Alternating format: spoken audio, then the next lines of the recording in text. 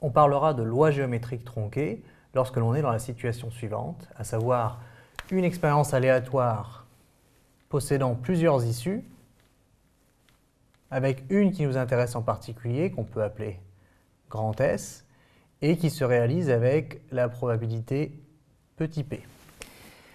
Et ce que l'on va faire, c'est que l'on va répéter l'expérience aléatoire jusqu'à obtenir grand S pour la première fois. Et on va appeler grand X la variable aléatoire égale au nombre de répétitions nécessaires pour obtenir S la première fois.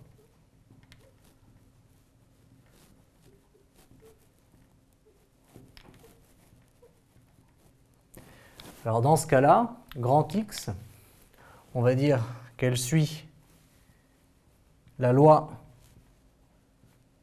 géométrique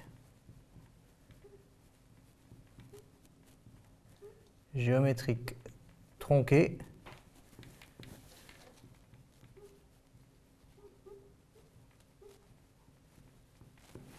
de paramètre P, la probabilité que grand S se réalise,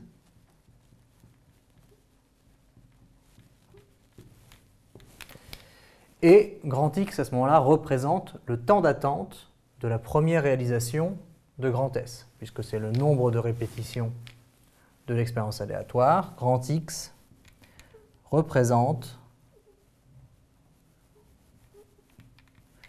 le temps d'attente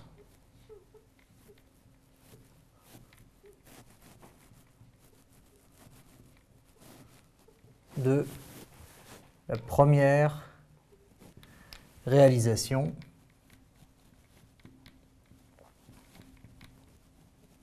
de l'événement grand S. Et une telle variable aléatoire va avoir pour univers image x de oméga, c'est-à-dire les valeurs prises par grand X, eh bien 1, parce que soit j'obtiens S dès le premier coup, ou alors je répète 2 fois avant d'obtenir S, ou 3 fois, etc., jusqu'à n fois. Simplement, à un moment ou à un autre, je m'attends quand même à obtenir S. Et donc, grand X prend les valeurs entre 1 et n. Et pour tout k entier compris entre 1 et n, la probabilité que grand X prenne la valeur k, eh bien, il faut d'abord qu'elle ne prenne pas, qu'elle ne donne pas S, c'est-à-dire que l'événement grand S ne se réalise pas les k-1 première fois, et ensuite que la kème fois, l'événement S se réalise. Or, le complémentaire dans oméga de grand S a pour probabilité 1 moins P, et il faut donc que ce complémentaire se réalise les k-1 première fois, avec une probabilité correspondante à 1 moins P, et on fait bien le produit des probabilités, puisque les répétitions sont indépendantes, et que lors de la kème répétition, j'obtienne S avec une probabilité correspondante petit p. Et dans ces cas-là, on va écrire symboliquement que grand X suit la loi géométrique de paramètre P.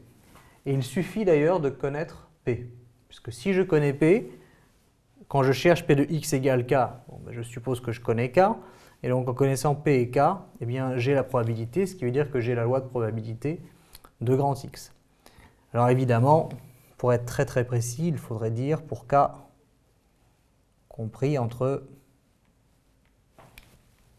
1 et n. Alors voilà ce que c'est que la loi géométrique tronquée de paramètre P, et voilà la situation dans laquelle on la retrouve pourvu que X compte le nombre de répétitions nécessaires de l'expérience aléatoire. Alors si on fait un exemple d'application, en prenant une pièce